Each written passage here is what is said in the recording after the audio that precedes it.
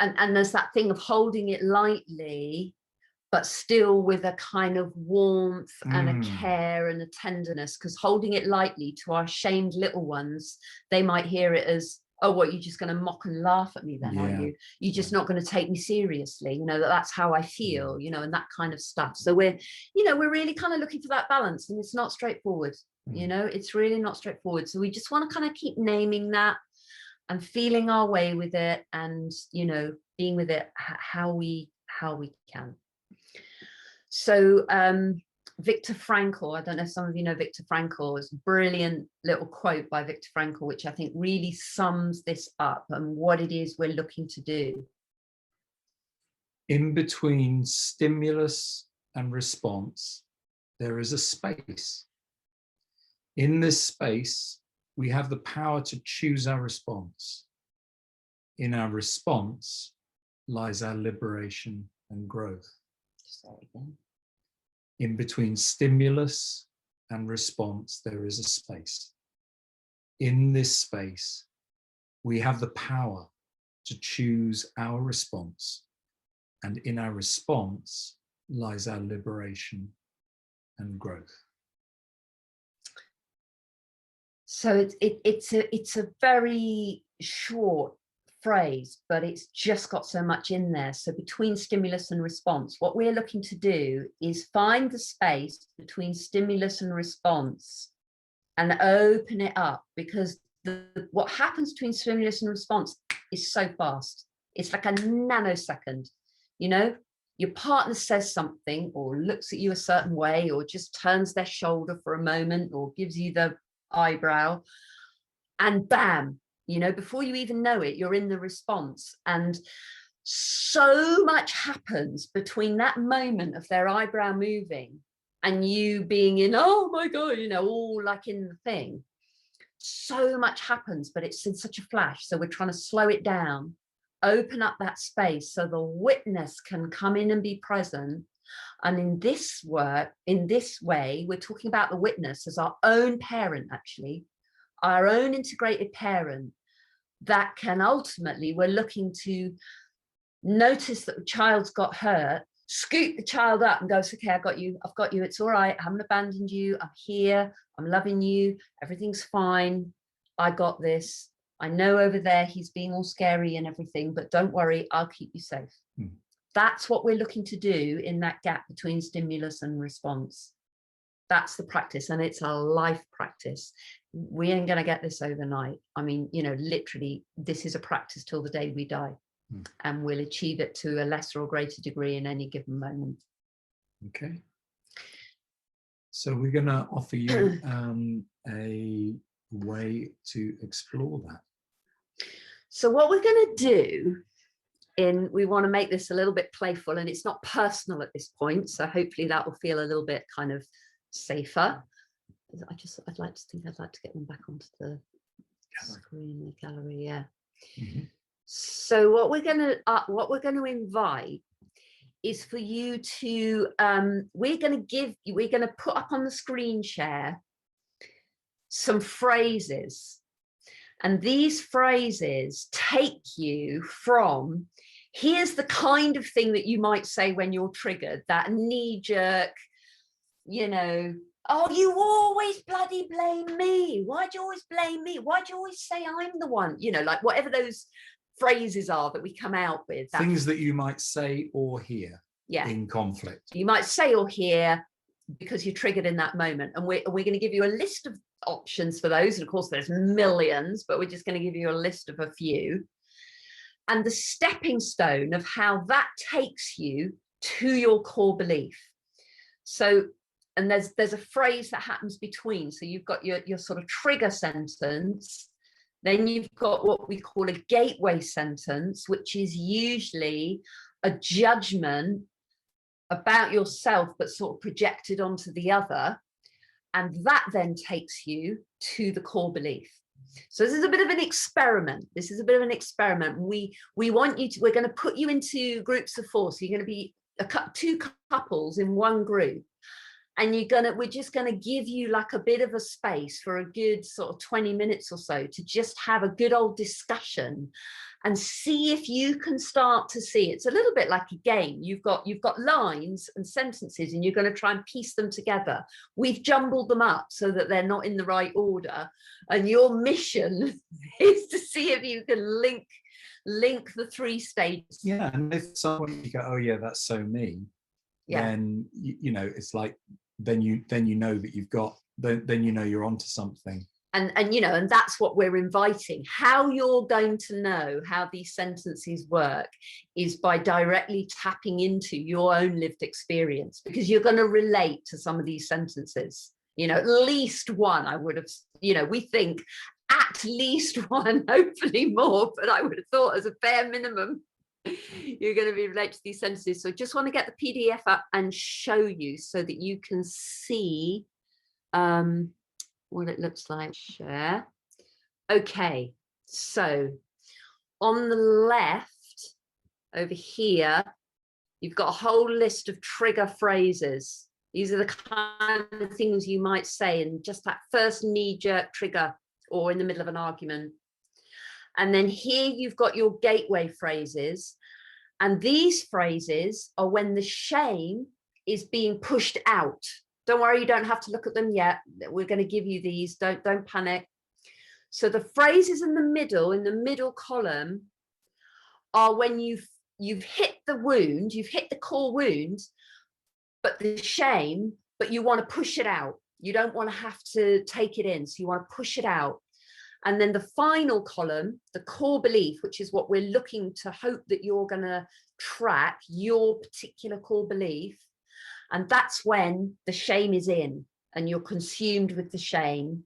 And then you can loop that back round, because then it goes back in the other direction and we end up in this just circle going around and around and around. But all you're doing this evening, you see the line of the arrows, you're exploring these trigger phrases, how these trigger phrases link to this kind of thing that take you to your core belief.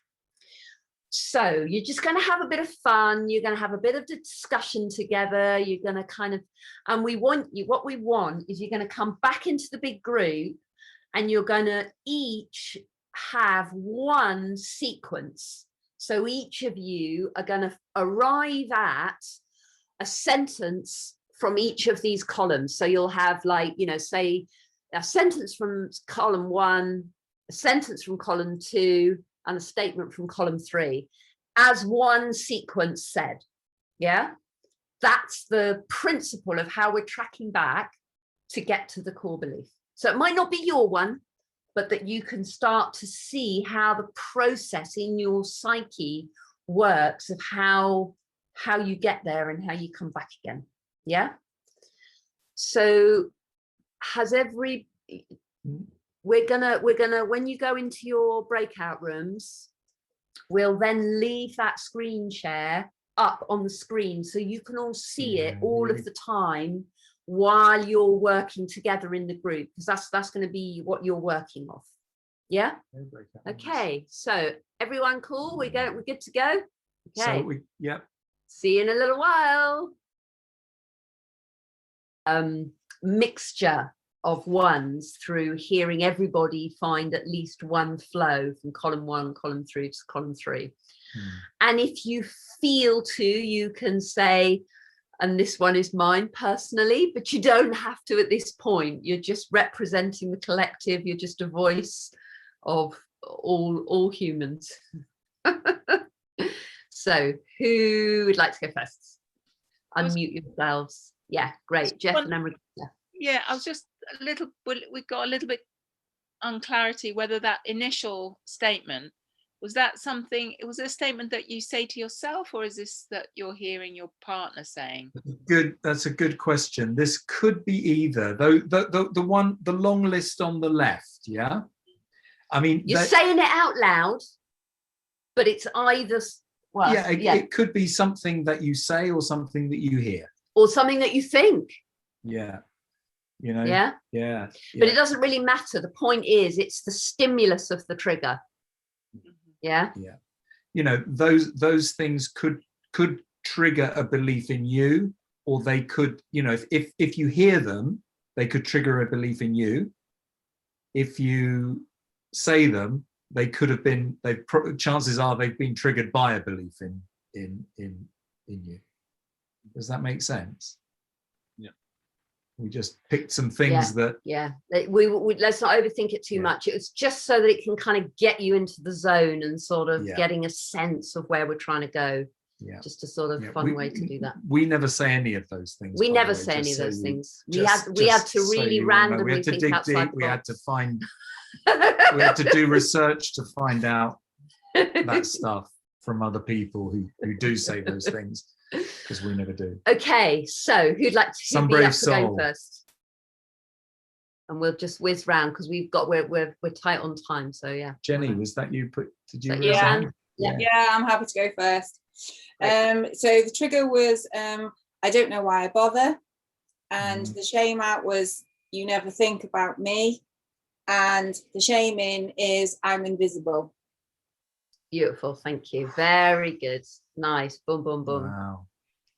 Thank you. And Mark, do you want to do one, or are you just witnessing at the moment? I'll leave it if that's okay. Okay, no worries. Yeah. So we'll just follow along the screen here. We've got Pete and Christine. Do you want to put up the PDF? Just give us a sec. Just gonna pull up the PDF.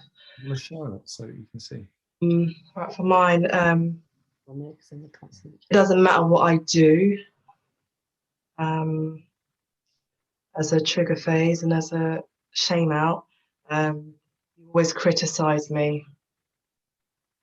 And as a shame in, I'm not enough, and probably I'm a burden that kind of interlink. Brilliant. Yeah. Because they often, thank you, because what you might start to notice here is the core belief of one person could be completely different with the same sentence, with the same previous sentence. So it's not like one always leads to the next, because we're all so unique. And we hear things in a different way depending on what our patterning is. So it's lovely that you brought that, because that really illustrates the point. Yeah. So Peter. Yeah, I had what about what I want, you don't see me, and which was the last one? I don't matter. Brilliant. Yeah, nice flow. Tracy and Christopher. For me was, why is it always my fault? You're never satisfied. I'm not enough. Brilliant. And mine is, you never admit when you're wrong. You're so emotional. Too much. Brilliant. Yeah. Thank you. Yeah. What was the last one there, Christopher? I'm too much. Too much. I'm too much. Yeah, you can see over emotional. Okay. Yeah. Too much. Yeah. Got it. Absolutely. Yeah. So Esmeralda and Matthew. Okay. So mine was, why is it always my job? You don't care about me. I don't matter. Beautiful. Yeah.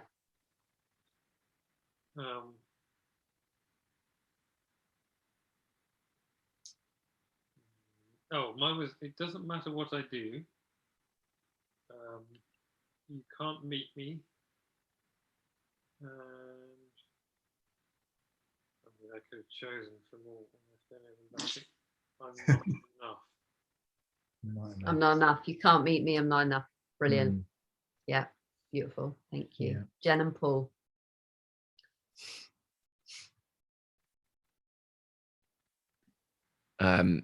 Mine was actually the same as Esmeralda's. So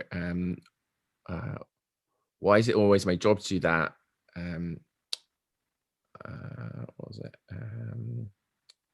You never think about me. I don't matter. Brilliant. Okay, mine was also the same as Esmeralda's, which we only realized as we went, that was mine. So I'm going to do Sorry. I'll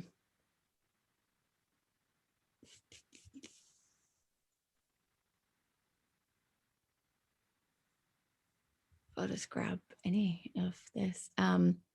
You always do that. You don't see me. I don't matter. Beautiful. Yeah. So the I don't matter is coming up quite a lot, even though the gateway sentence is different. Yeah. So yeah, great. Rob and Stella.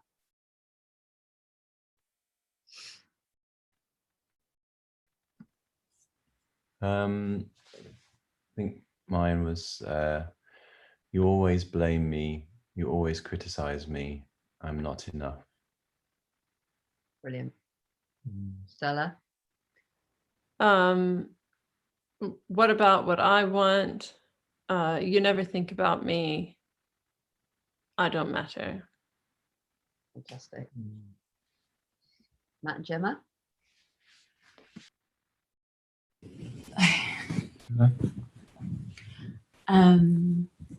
Yeah, so mine was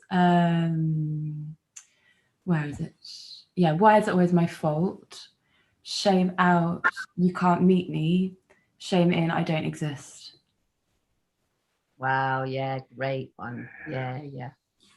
Can't meet me, I don't exist. And my one is the same trigger phase of why is it always my fault? The shame out is you always criticize me. And the shame is I'm bad. Beautiful. Yeah. So again, interesting, isn't it? It's like different ones mean different things for each of you, but goes to the same thing. Jeffrey and Modisa. You always make me wrong. And you always want me to change. And then it goes, I can't be me.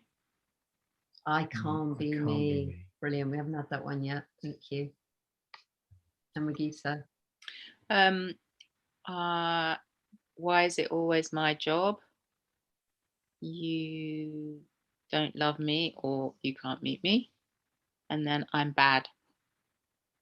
Great. Yeah. Thank you. Chris and Rachel.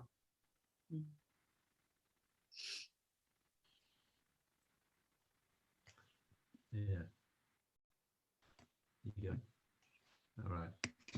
I had two that were coming together. So the triggers were, you always have it your way. You're making such a drama. Shame out. You always want me to change. You're never satisfied.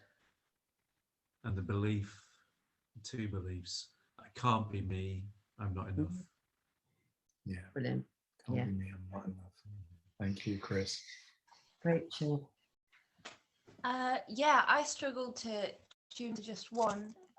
So I wrote a few down. Right. So I got, you never admit when you're wrong and you don't understand as the trigger. The gateway phrase, you push me away or you're always pushing me. And the belief, I don't matter, I'm invisible.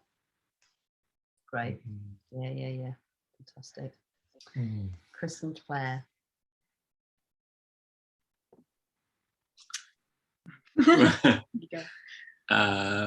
Yeah, you're being over emotional. You're so emotional, and I cannot be me. Brilliant. Mine was, you don't understand, you can't meet me, and either I'm unlovable or I don't exist. I can't quite pin that one down at the end. Yeah. Well, it could be either. It just depends, doesn't it? It could be either. Yeah. Yeah, brilliant. Thanks, guys. So what? So first of all, yeah, really, thank you for that, and for the way you shared, and I, I hope it was, and it's okay to share. It's okay to share, and of course it's okay not to share, and this is really tender stuff. And for what it's worth, I'm not enough. I don't matter. So now when we have a conversation, I just go, I don't matter. And he goes, I'm never enough. Well, yeah, but I don't matter. Yeah, she said, yeah, because it's always about you. Yeah. So there you go. So, you know, what we're aiming to do is find a simplified way of cutting through all the normal stuff that we have to do for weeks in therapy. You know, you say this, I feel that, and, you know, unpack everything and sort of take it through, that we can find a really simple way, because pretty much all of those stress moments in your relationship, all those trigger moments, all those negotiating needs that don't quite go the way you want, you can pretty much generally track them back to your core belief. You know, it's a moment where the core belief has been activated, and as we were saying, you're either looking for evidence to prove that it's true, because that part of you that's in that belief looks for evidence to prove that it's true. So when an external source says in some way you're not enough, in some, you know, couched way, in whatever way that is, what's actually happening is we're agreeing with it. We're actually agreeing in that moment, but it's so painful to agree. So it's like, no, don't poke the shame wound, don't poke it. It's like sticking your finger in the hornet's nest. It's like, I already feel that, don't, you know, kind of rub my nose in it. So that's what's actually going on. It's like the mirror is coming that's saying, you know, you're not enough. I already know I'm not enough. Stop saying I'm not enough. It's like, it's just so painful.